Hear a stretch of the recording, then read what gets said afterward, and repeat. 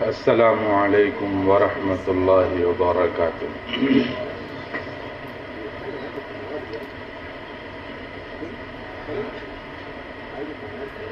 الحمد للہ الحمد للہ کفا وسلام علی عبادہ الذین اصطفى، اما بعد۔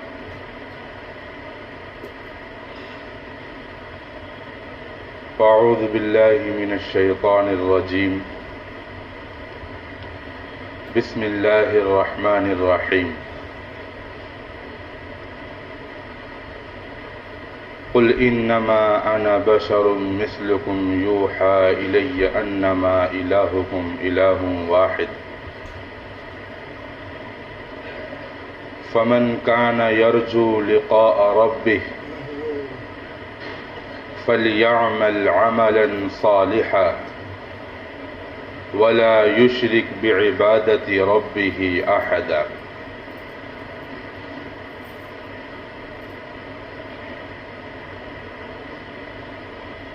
قال النبي صلى الله عليه وسلم: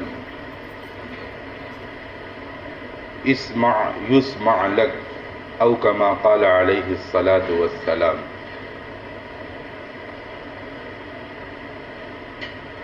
بزرگان محترم، عزیز بھائیوں اور دوستوں، میں نے آپ حضرات کے سامنے ایک چھوٹی سی حدیث پڑھی ہے،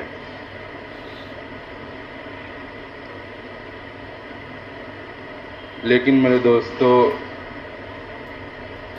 یہ حدیث اپنے معانی اور مطالب میں بڑے جامع ہے۔ اللہ کے نبی صلی اللہ علیہ وسلم کا فرمان ہے: اسمع یسمع لک، اے لوگو تم سنو، تمہاری سنی جائے گی، یعنی تم مانو، تمہاری مانی جائے گی۔ تم اللہ کے حکم پر چلو، ساری کائنات تمہارے حکم پر چلے گی۔ تم اپنے آپ کو اللہ کے تابع کر دو، اللہ رب العزت کائنات کے ذرے ذرے کو تمہارے تابع کر دے گا۔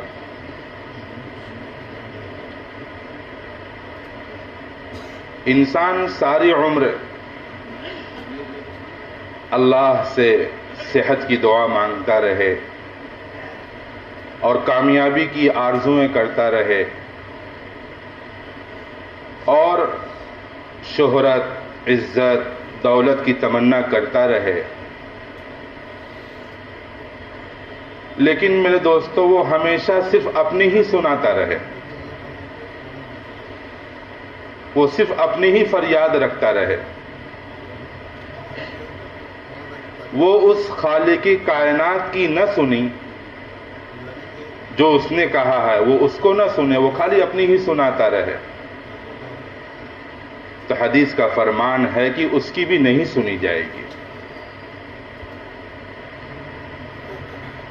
ہاں یہ ضرور ہے کہ مومن کی دعا رد نہیں ہوتی، لیکن اس دنیا کے اندر مومن کی دعا اثر اسی وقت دکھلاتی ہے کہ جب بندے کے اندر اطاعت کا جذبہ، اللہ کے ماننے کا جذبہ، تب اس کی دعا اثر دکھلائے گی۔ ایک اللہ کو مانو، ایک اللہ کی اطاعت کرو، میرے دوستو اللہ رب العزت ساری مخلوق کو آپ کی اطاعت میں کھڑا کر دیں گے۔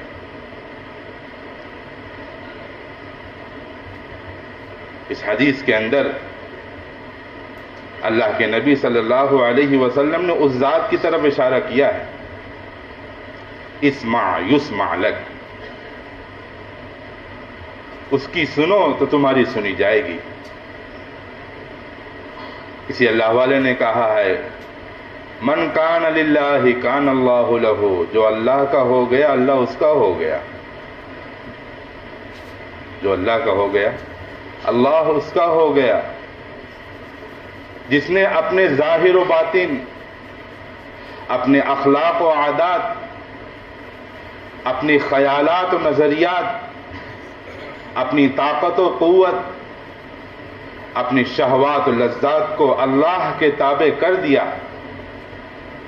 میرے دوستو، اللہ رب العزت پھر ساری مخلوق کو، انسان، حیوان، یہ چرندے، یہ درندے، یہ گرجتے بادل، یہ تیز تند ہوائیں، یہ موجیں مارتا سمندر، سب کو اللہ رب العزت اس بندے کی غلامی کے لیے کھڑا کر دے گا۔ لیکن شرط وہی ہے، اسمع، پہلے اسمع، اللہ کی سنو، اللہ کیا کہہ رہا ہے، اللہ کی چاہت کیا ہے۔ اگر تم اللہ کی چاہت کو آپ نے دیکھا تو اللہ آپ کی چاہت کو بھی دیکھے گا، آپ کو بھی، آپ کی بھی اللہ مانے گا، پھر اس کو پورا کرے گا۔ اللہ کی رضا کس چیز میں ہے، اس کو دیکھو، سمجھو، پھر اللہ تعالیٰ آپ کی بھی خوشی دیکھے گا، سمجھے گا اور اس کو پورا کرے گا۔ اس مقام پر جب انسان پہنچ جاتا ہے تو میرے دوستو اس کی ہر دعا قبول ہوتی، اس کی دل کی ہر تمنا اللہ رب العزت پوری کرتے ہیں۔ حضرت شیخ سعدی رحمۃ اللہ علیہ نے ایک شخص کو دیکھا کہ وہ شیر کی سواری کر رہا ہے، شیر پر سوار ہو کر آ رہا ہے، اور جدھر چاہتا ہے شیر کو موڑ دیتا ہے، جدھر چاہتا ہے شیر کو چلا دیتا ہے، روک دیتا ہے۔ شیخ سعدی نے اس کو دیکھ کر بڑا تعجب کیا، بہت حیران ہوئے کہ یہ درندہ صفت جانور اور کیسے اس شخص کی غلامی کر رہا ہے۔ تو اس سوار نے جب دیکھا کہ شیخ سعدی اس سے بہت حیران ہے تو اس نے کہا کہ سعدی، حیران ہونے کی ضرورت نہیں ہے، یہ تو ایک شیر ہے، اللہ رب العزت اس کائنات کی ساری مخلوق کو تمہارے غلام بنا دیں گے، مگر شرط کیا ہے؟ شرط وہی ہے کہ اللہ کے حکم کی سرتابی نہ کرو، اللہ کے حکم سے، اللہ کی اطاعت سے اپنا منہ مت موڑو، ساری مخلوق تمہاری اطاعت میں کھڑی ہو جائے گی۔ اسمع یسمع لک۔ پھر میرے دوستو، انسان کی ترقی اور انسان کی کامیابی کے لیے یہ بات ضروری بھی ہے کہ اس طاقت اور اس قوت والی ذات کا سہارا لیا جائے جس کی چھاپ، جس کا دبدبہ کائنات کے ذرے ذرے پر ہے۔ ہر چیز، ہر مخلوق جس کی تسبیح بیان کرتی ہے، ہر ذرہ جس کی حمد گنگناتا ہے، چاند کی چاندنی اس کے حکم سے ہوتی ہے، سورج کی شعاعیں اس کے حکم سے ختم ہوتی ہے، آگ کے اندر جلانے کی تاثیر اس کے حکم سے ہوتی ہے، پانی کے اندر ڈبانے کی طاقت اس کے حکم کی محتاج ہے۔ میرے دوستو، وہ ذات عالی ہے جس کے بارے میں حضور نے فرمایا ہے کہ اس کی سنو تو تمہاری سنی جائے گی، اپنی ہر خواہش کو اس کے تابع کر دو، وہ تمہاری ہر خواہش، تمہارے بن مانگے وہ تمہاری ہر خواہش کو پورا کرے گا۔ ابراہیم بن ادہم رحمت اللہ علیہ مکہ المکرمہ کی کسی پہاڑ پر کھڑے ہو کر وعظ فرما رہے تھے کہ اے لوگو، اللہ رب العزت نے تمہیں اپنی اطاعت کے لیے پیدا کیا ہے، اور یہ ساری کائنات کے نظام اللہ تعالیٰ نے تمہاری اطاعت کے لیے پیدا کیا ہے۔ تمہیں کس لیے پیدا کیا ہے؟ تمہیں اپنی اطاعت کے لیے پیدا کیا ہے اور کائنات کو تمہاری اطاعت کے لیے پیدا کیا ہے. اور فرمایا کہ اگر تم پہاڑ کو چلنے کا اشارہ دو تو پہاڑ بھی تمہارے اشارے سے حرکت کرنے لگے. اتنا ہی فرمانا تھا کہ جس پہاڑ سے وہ وعظ فرما رہے تھے وہ پہاڑ حرکت کرنے لگا. لوگ دیکھ کر حیران زدہ رہ گئے. حضرت ابراہیم بن ادہم نے فرمایا کہ اے پہاڑ، میں تجھے چلنے کا حکم نہیں دے رہا ہوں، میں تو لوگوں کو سمجھا رہا ہوں، تو رک جا. ایک اشارے پر پہاڑ حرکت کرنے لگا. میرے دوستو، اس حدیث، یہ جملہ جو حدیث کا ہے اسمع یسمع لک، اس کے اندر تمام اوامر و نواہی بلکہ پوری شریعت سمائی ہوئی ہے.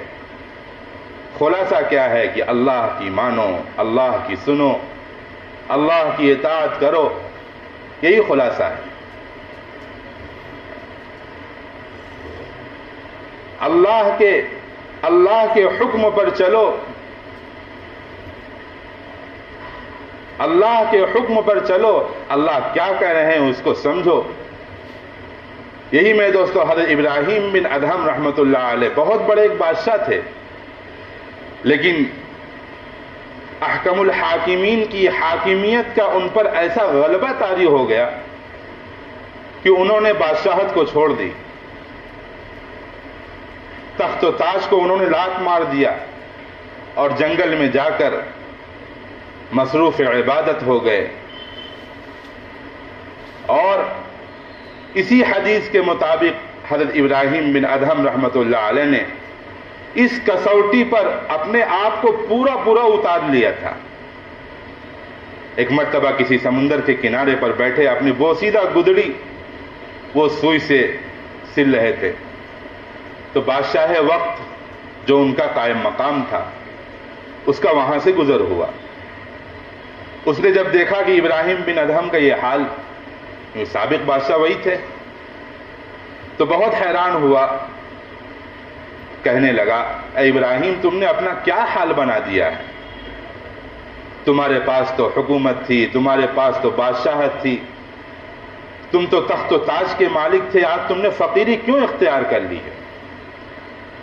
حضرت ابراہیم بن ادہم نے بہت پرسکون لہجے میں اسے جواب دیا کہ اے بادشاہ، یہ فقیری نہیں ہے، یہ وہ حکومت ہے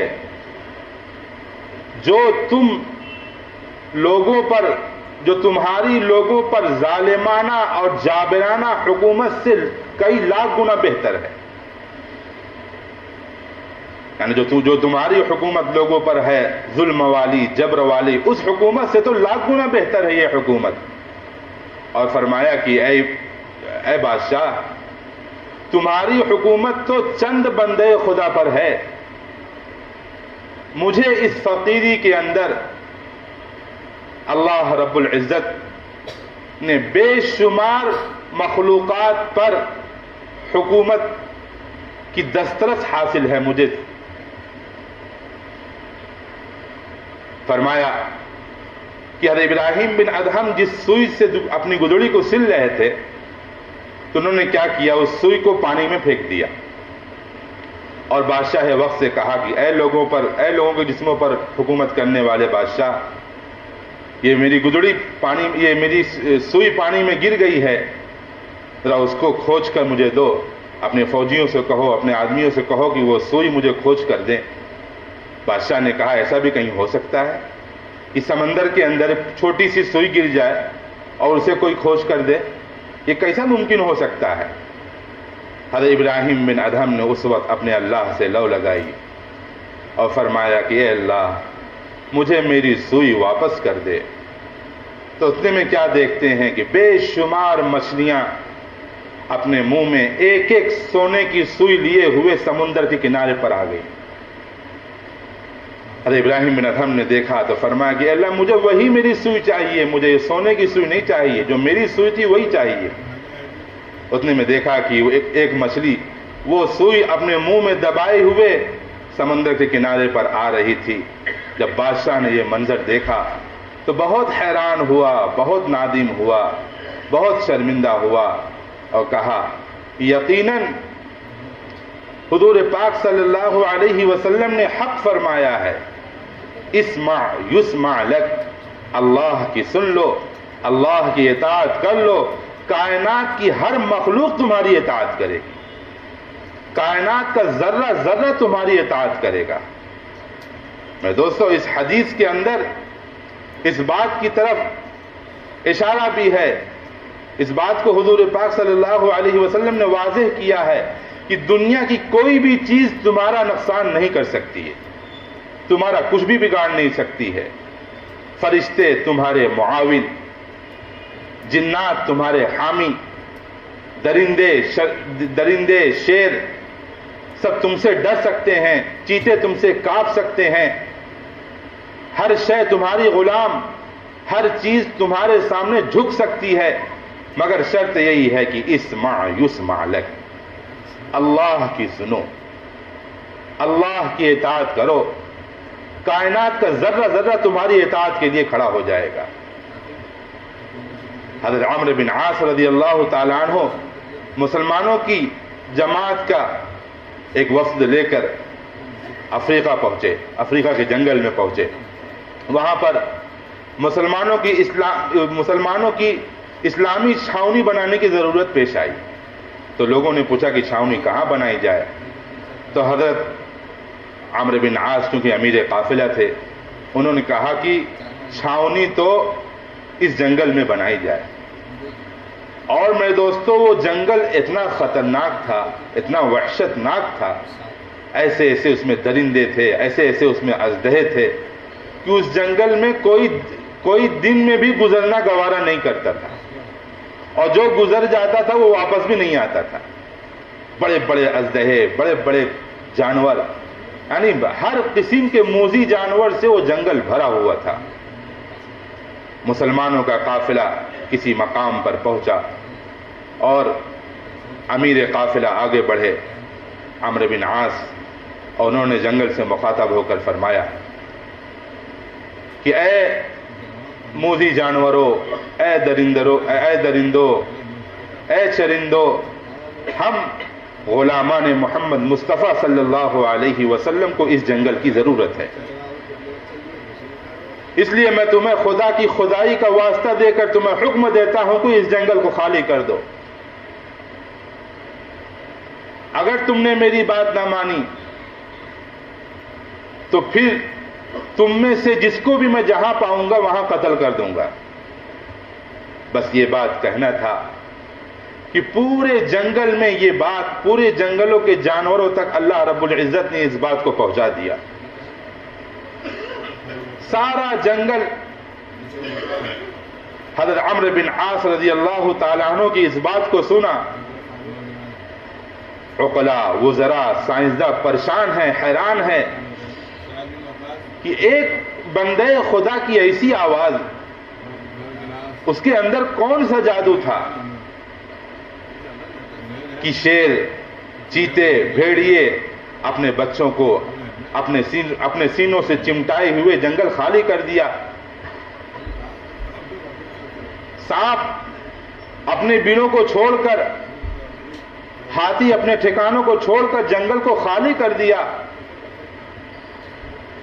عقلاء اس بات کا جواب دینے سے قاصر ہیں، عاجز ہیں کہ کون سی ان کے اندر طاقت تھی، کون سا ان کے اندر وہ ولولہ تھا، وہ جذبہ تھا کہ ان کے ایک اشارے پر جنگل کے پورے جانوروں نے جنگل خالی کر دیا۔ میرے دوستو، یہ ایک ایمان کی طاقت تھی۔ انہوں نے اپنے آپ کو پہلے اسمع کے مطابق ڈھالا تھا، جو اللہ کا حکم تھا، جو اللہ کا فرمان تھا، انہوں نے اس کو اپنے مطابق ڈھالا تھا، اپنی زندگی میں لایا تھا۔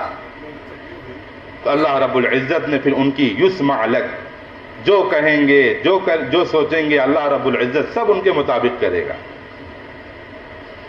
اسی طریقے سے ایک واقعہ ہے کہ حضرت عمرو بن عاص رضی اللہ تعالیٰ عنہ عمر فاروق رضی اللہ تعالیٰ عنہ کو ایک خط لکھا، اور اس خط کے اندر شکایت کی کہ دریائے نیل کا یہ دستور ہے کہ اس کے اندر ہر سال ایک کنواری دوشیزہ لڑکی جو حسن جمال کی پیکر ہو اور جو سب سے ممتاز ہو، ہر سال دریائے نیل کے اندر ڈالی جاتی ہے، اور جس سال نہ ڈالی جائے اس سال دریائے نیل کا پانی سوکھ جاتا ہے، دریائے نیل کا پانی چڑھتا نہیں اوپر۔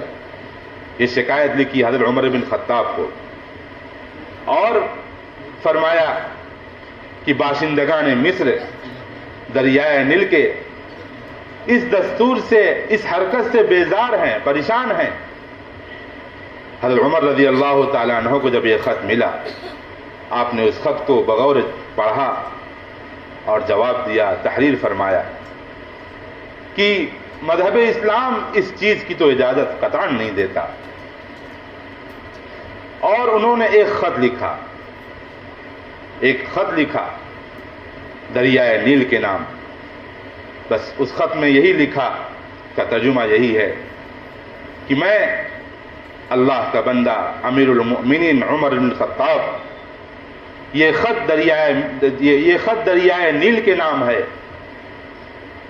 اگر تو اپنے اختیار سے جاری ہوتی ہے تو تو آج کے بعد جاری مت ہونا، مجھے تیری کوئی ضرورت نہیں ہے، اور اگر تو اللہ کے حکم سے جاری ہوتی ہے تو اللہ کے حکم ہی سے اب جاری رہنا، اب تو رکنا مت۔ بس یہ چھوٹا سا خط لکھا، اور یہ خط حضرت عمرو بن عاص رضی اللہ تعالیٰ عنہ کے پاس آیا، اور حضرت عمرو بن عاص رضی اللہ تعالیٰ عنہ نے اس خط کو دریائے نیل کے اندر ڈال دیا۔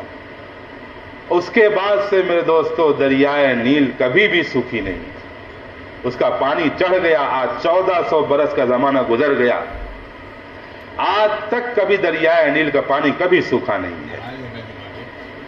میرے دوستو یہ تعلق تھا صحابہ کا، ایمان والوں کا یہ تعلق تھا اللہ سے، انہوں نے اپنے مسائل کو حل کروایا ہے۔ ایسا نہیں کہ خالی مخلوقات بھی ایمان والوں کے تابع ہو جاتی تھی، جاندار چیز بھی ایمان والوں کے تابع ہو جاتی تھی، اور غیر جاندار چیز بھی ایمان والوں کے تابع ہو جاتی تھی، لیکن بس سب سے اہم مسئلہ یہی ہے کہ پہلے تو ہمیں سننی پڑے گی۔ ہم کیا ہے، سننے کے لیے تیار نہیں ہیں، اور سنانے کے لیے ہم تیار ہیں۔ ہماری فریادوں کی لسٹ ہمارے پاس پڑی ہوئی ہے، لیکن ہماری زندگی میں دوستو اعمال سے خالی ہے۔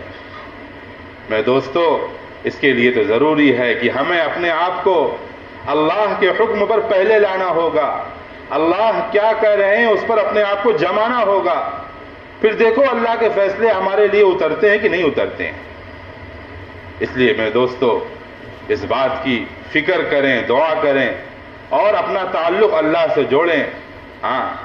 عبادات کا اہتمام، جتنا ہو سکے عبادت کا اہتمام، نمازوں میں کوتاہی نہ ہو، تلاوت میں کوتاہی نہ ہو، اس سے یہ سب اعمال سے اللہ سے تعلق جڑیں گے میرے دوستو۔